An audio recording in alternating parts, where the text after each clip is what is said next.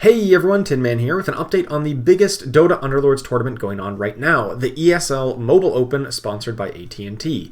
Over the past month or so, Underlords players from North America have been competing in a series of online qualifiers, and last week the top 8 players were determined who will be competing in the Grand Finals live at ESL One Los Angeles on March 20th through 22nd. The playoffs were held over several weeks, and the top point earners across all of the games advanced to the top 8. Ziggy had an absolutely dominant performance with 88 points, well ahead of Bungum in second with 80 points. Another big gap between those two and the rest of the top 8, who were all neck and neck. Leroy and Swift B both on 73 points, Swift Panther on 72, PoutyPanda and Jitch both on 71, and S Judd rounding out the top 8 with 70 points. Now, I would like to talk a lot about the meta of the playoffs, but unfortunately, a lot of the popular builds and strategies are not that relevant as there was a balance patch the day after these playoffs ended. Strategies that revolved around 4 Savages were very popular at this event, but of course now the 4 Savage Alliance has been changed, so it's not nearly as appealing anymore. That being said, there were a few popular builds and strong strategies that some of these top 8 players employed that were relatively unaffected by the balance patch and are still strong in the meta today. Here's a powerful Spirits and Void build that Ziggy used to get first place in one of the rounds on the final day. Now, this game went very long, ending on round 35, which gave both Ziggy and his opponent plenty of time to find powerful late-game units like Ziggy's 3-star Templar Assassin here. There are a couple things I want to highlight about this build. First, like most Spirit builds, it plays a lot of Spirits, especially Storm Spirit, thanks to his low cooldown. In this case, Ziggy had 3 copies, and all of them had a Stonehull Cloak. Of course, that's a bit unusual to get that many Stonehull Cloaks, but it's such a good item on Storm Spirit in this style of build. Not only will each Storm Spirit rack up a decent number of kills over the course of the game, they really want to get as much survivability as possible, since the more time alive means more casts, which means more Delta Slams, which is the whole point of a Spirit build. This is probably the best item in the game on Storm Spirit, and he had 1 for each copy, which is really amazing. The second thing to note is the positioning here. Whenever you get down to a 1v1 scenario, you will know who your opponent is every round, and you can see their positioning. In this case, Ziggy was up against a 6 Heartless and Hunter build. Anytime you're up against an opposing Pudge, you need to be cognizant of which of your units will likely be the furthest away from that Pudge to get hooked in. Oftentimes, you want to place your Keeper of the Light in a corner as he's your most valuable unit, and he gets a lot of value from his straight line ability by being positioned in a corner so no one can get behind him. But in this case, against an opposing Pudge, that will just make him very likely to get hooked. Instead, by placing a Crystal Maiden in the corner here, and even moving the Keeper of Light onto the same side as the Pudge, this will minimize the chance of getting the Keeper of the Light hooked. Also, the Heartless build is rather spread out on both the left and the right side, but Spirit builds really want to draw opponents into the middle of the board to maximize the chance of hitting everybody with a Delta Slam.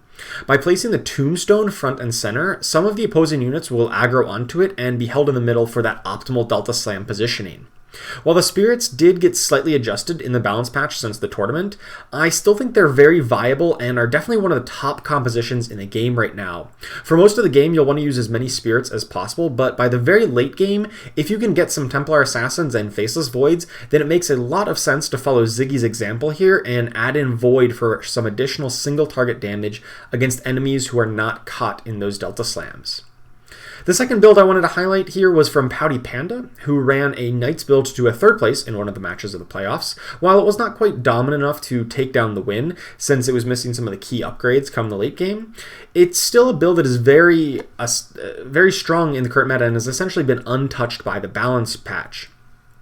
The main thing I want to point out in this particular build is the item choices. Knights builds are actually really specific in terms of the items that they want.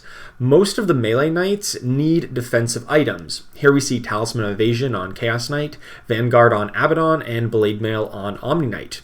A lot of players think that just because Knights are already so tanky, they don't really need any more defensive items, but actually defensive items are the best things you can get when you're playing Knights. Because you already have the damage reduction alliance, then the defensive items scale even better on your units. Kind of double dips on that tankiness.